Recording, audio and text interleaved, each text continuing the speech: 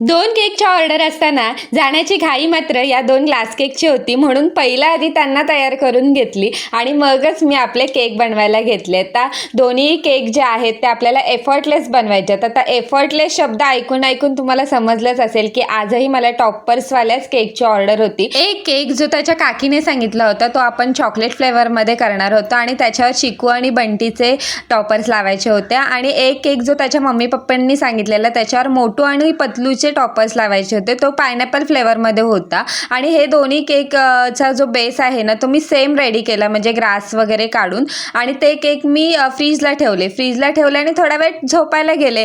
झोपून उठल्यानंतर मला आठवेच नाही की चॉकलेट केक कोणता आणि पायनॅपल केक कोणता ते. मग काय, आजल्या कामासाठी पहिल्यांदाच मला व्हिडिओचा फायदा झाला. मी व्हिडिओमध्ये बघून गेस केलं की कोणता चॉकलेट आहे आणि कोणता पायनॅपल आहे ते, आणि त्याप्रमाणे मी इथे टॉपर्स लावायला घेतले. टॉपर्स मी आधी असेच लावले होते, त्यानंतर मी टॉपर्सला स्टिक्स लावलेल्या आहेत. आणि हे सगळं करून मी पॅक करेपर्यंतच कस्टमर घरी आले आणि मी बॉक्समध्ये सगळा केक वगैरे पॅक करून ठेवला होता. आणि मला तेव्हा आठवलं की मी केकवर नावच नाही लिहिलं. म्हणजे आज तर सगळ्या गोष्टी रेकॉर्ड ब्रेकिंग होत होत्या माझ्याकडून की मलाच कळत नव्हतं की मी काय करते ते. आणि मग पटापट मी बॉक्स ओपन केले आणि पटापट नावं लिहिली. तोपर्यंत माझ्या मागे कस्टमर उभेच होते आणि नशीब की कॅमेरा ऑन होता. मला माहीतच नव्हतं की कॅमेरा ऑन आहे ते, पण त्याच्यात मग हे रेकॉर्ड झालं म्हणून मी हे दाखवते तुम्हाला. तर हे दोन्ही केक तुम्हाला कसे वाटले नक्की कमेंट करून सांगा. भेटूया पुढच्या व्हिडिओमध्ये, तोपर्यंत बाय बाय.